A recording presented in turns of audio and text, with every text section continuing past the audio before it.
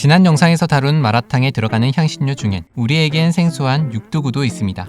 드라마 대장금에서 장금이의 미각을 잃게 한 주인공이기도 하며 한때 엄청난 몸값을 자랑한 향신료의 왕 후추보다 10배 이상 비싼 가격에 거래된 적도 있는 귀한 향신료. 그리고 알고 보면 지금의 미국 뉴욕과 맞바꾼 어마어마한 향신료. 오늘은 육두구의 역사에 대해 알아보겠습니다.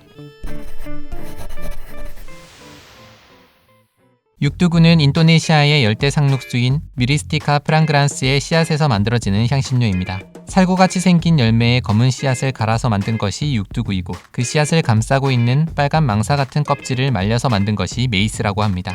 육두구는 영어로 넘맥, 사양 냄새가 나는 호두라는 뜻을 가지고 있는데 육두구가 가진 독특한 향은 음식의 풍미를 좋게 만들어주고 고기의 누린내를 없애준다고 합니다. 그래서 소시지나 햄버거, 스프, 빵, 디저트까지 전 세계 다양한 요리에서 육두구가 사용이 되고 있다고 합니다.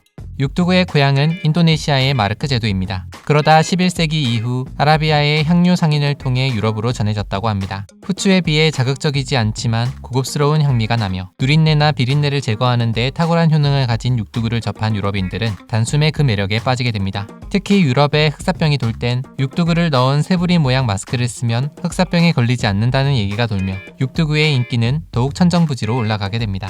그러면서 육두구는 금보다 더 비싼 가격에 거래가 되기도 하는데 한때는 향신료의 왕으로 불리던 후추보다도 10배 이상 비싼 몸값을 자랑하기도 했습니다. 후추는 인도 서해안이나 다른 지역에서도 생산이 되는데 반해 육두구는 인도네시아의 동쪽의 몇 개 섬에서 밖에 나지 않았기 때문입니다. 그러면서 중세 귀족들에게 육두구는 자신의 부를 과시할 수 있는 부의 상징이자 값비싼 사치품으로 여겨지게 됩니다. 그래서 유럽의 여러 나라들은 이 육두구를 차지하기 위해 치열한 경쟁을 벌이게 되는데 1621년 네덜란드의 동인도 회사는 천여 명의 군인과 10여 척의 전함을 이끌고 육두구의 원산지인 인도네시아 반다 제도를 쳐들어가게 됩니다. 그리고 반다 제도를 완전히 장악해 육두구를 차지하는 데 성공합니다. 참고로 이때 반다 제도 원주민 15,000명 중 90%가 살해를 당하거나 노예가 됐다고 합니다.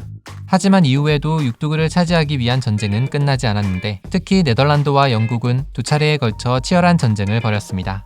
전쟁 후 승리를 차지한 네덜란드는 육두구가 나오는 반다 제도와 사탕수수가 나오는 수리남을 차지하고 대신 영국에게 현재의 뉴욕인 뉴암스테르담을 넘겨주게 됩니다. 당시로선 아무 쓸모가 없는 뉴암스테르담보단 육두구가 나오는 반다 제도가 훨씬 가치가 있다고 생각했기 때문입니다. 그렇게 네덜란드는 100년 동안 육두구 판매를 독점하며 엄청난 이익을 얻게 됩니다. 육두구 가격이 비싸지면 대량으로 재배하고 가격이 싸지면 육두구 나무들을 없애버리는 등 인위적으로 시세를 조정하기도 했습니다. 그러다 영국이 인도네시아와 기후가 비슷한 서인도 제도를 발견하고 이곳에서 육두구를 대량 생산하게 되면서 육두구 가격은 급락하고 점차 일반인들도 즐겨 먹을 수 있는 향신료가 됩니다.